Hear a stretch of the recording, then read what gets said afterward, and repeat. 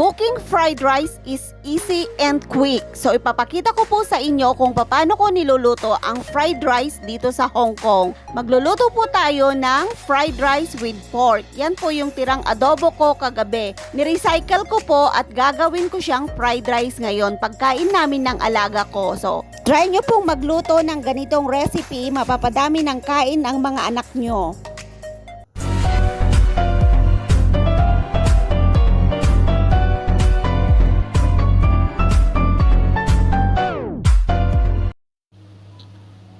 Welcome to my kusina. Magluluto tayo ngayon ng fried rice. Hahaluan ko po ng baboy. Ito po yung karni ng baboy na inadobo ko kahapon.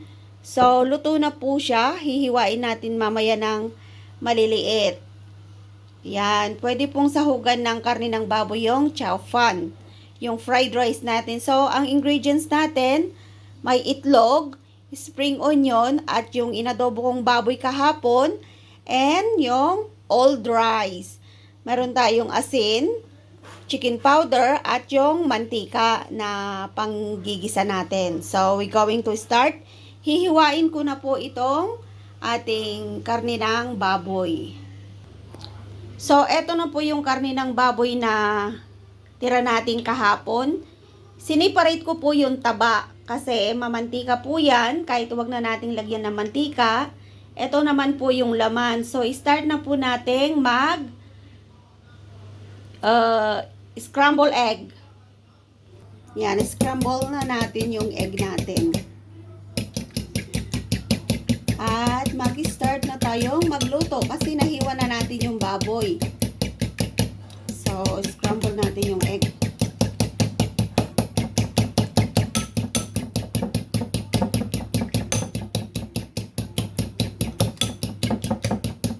Okay, i-on na po natin yung stove natin at magluluto na tayo. Ayan, nahugasan ko na yung ating spring onion. So, hiwain muna natin.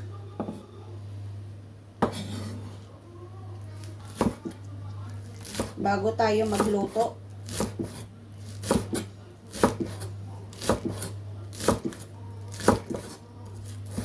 Pang tatappings lang natin to para mayroon naman tayong gulay.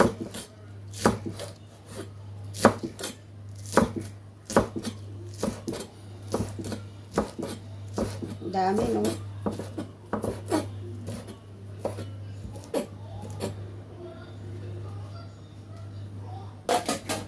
So, i-on na natin yung kalan. I-on na natin yung kalan. Electric stove po yung gamit. Yan.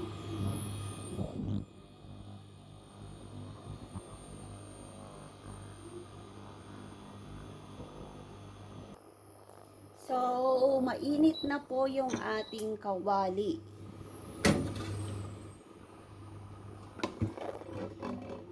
I-prito muna natin yung ating itlog.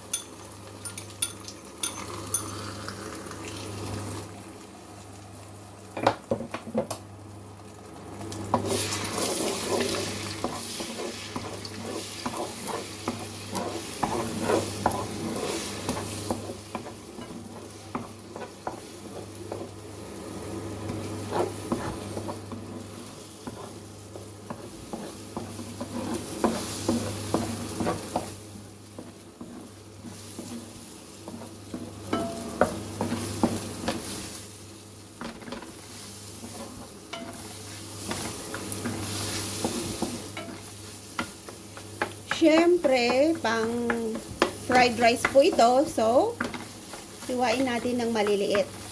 Kailangan yung egg natin ay dry.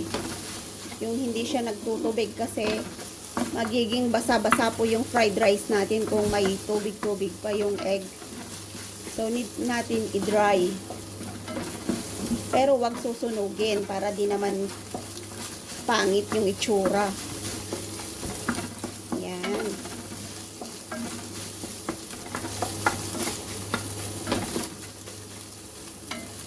Dito na natin siya dudurugin sa kawali.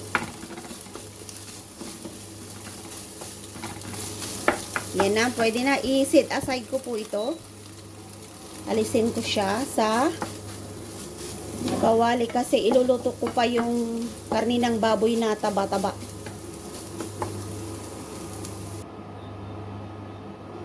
Isunod naman natin yung taba ng baboy. Ayan, piprito muna natin to.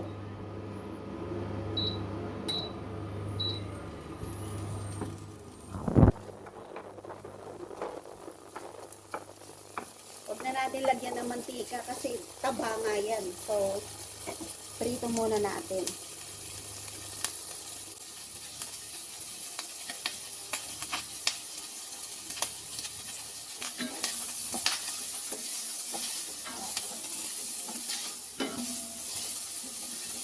Yan, nagmamantika na siya.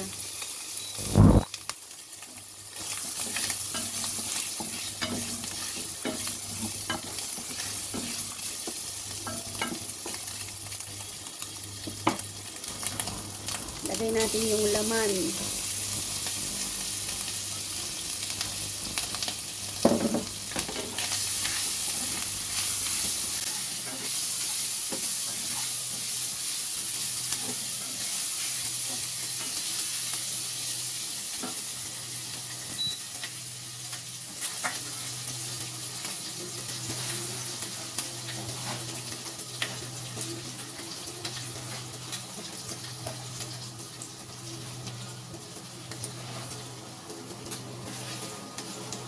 So, ngayon, lalagay na natin yung ating rice. Yan, kumuha ko ng gloves para hindi, ano tawag doon? Yan, lagay na natin yung egg natin.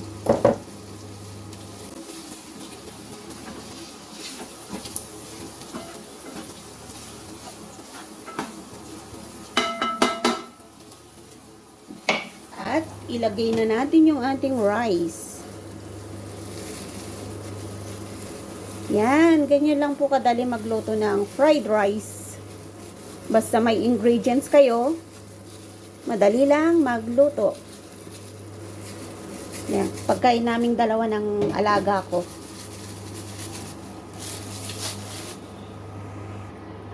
So ngayon, haluin natin ng haluin. Pinatay ko pala yung apoy. Yan. Mix together. Para masarap. Diba?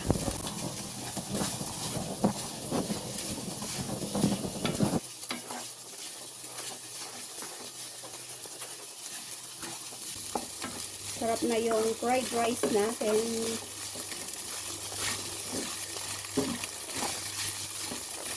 Karni ng baboy.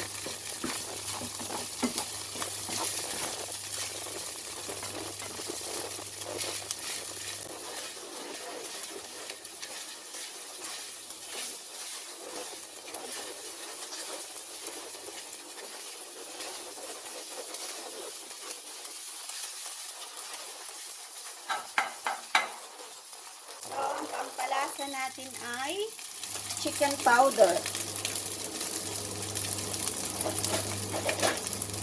Yan, maglalagay tayo ng chicken powder. Tama na to.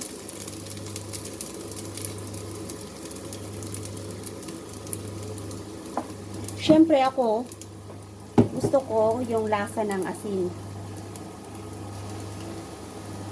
Naglalagay talaga ako ng asin kasi mas malasa. Yan, haluin ulit natin.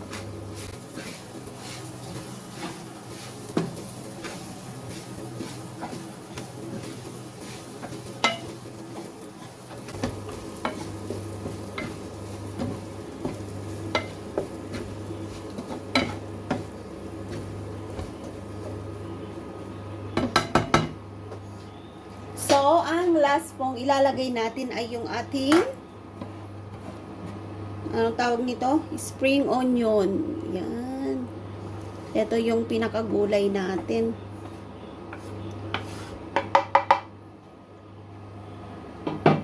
And then, haluin ulit natin. Tingnan nyo, ang ganda na. Ang ganda na ng kombinasyon. Dati ang nilalagay ko carrot. Kaya lang wala kaming nabili. So, pagtiyagan natin yung spring onion. Yan. Initin pa natin konti. At ilalagay na natin sa lalagyan. Yan, pinapatay ko po yung apoy minsan kasi masusunog eh. So ngayon, kakain na tayo. Lalagay ko na sa aming lalagyan.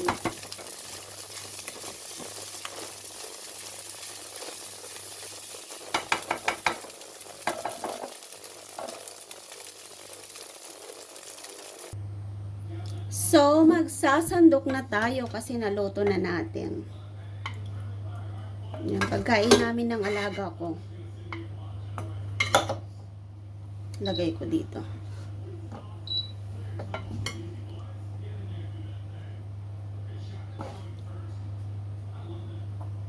Yan, hati kami eh.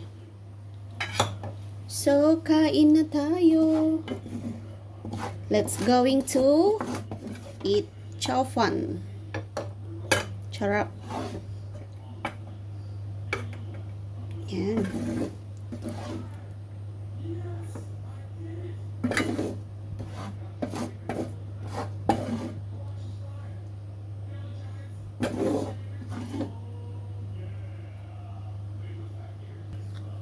So, ito na po yung fried rice na niluto ko. Tingnan nyo naman. So, yummy. So, lalagyan na natin ng spoon at kakain na tayo. Para sa alaga ko yon, para sa akin to. So, thank you po for watching my YouTube channel. Sana po nag-enjoy kayo sa ibinahagi kong pagluluto ng fried rice dito sa bahay namin. Ayan, simpleng-simple lang po yung pagluluto. So, luto na po kayo. Masarap na masarap na masarap. Kung ano yung mga tira dyan sa bahay nyo, lutuin nyo lang. At magluto kayo ng maraming kanin. Tapos, kinaumagahan, ayan, gagawin nyo siyang chow fan. Oh, very good. Tara na, kain na tayo.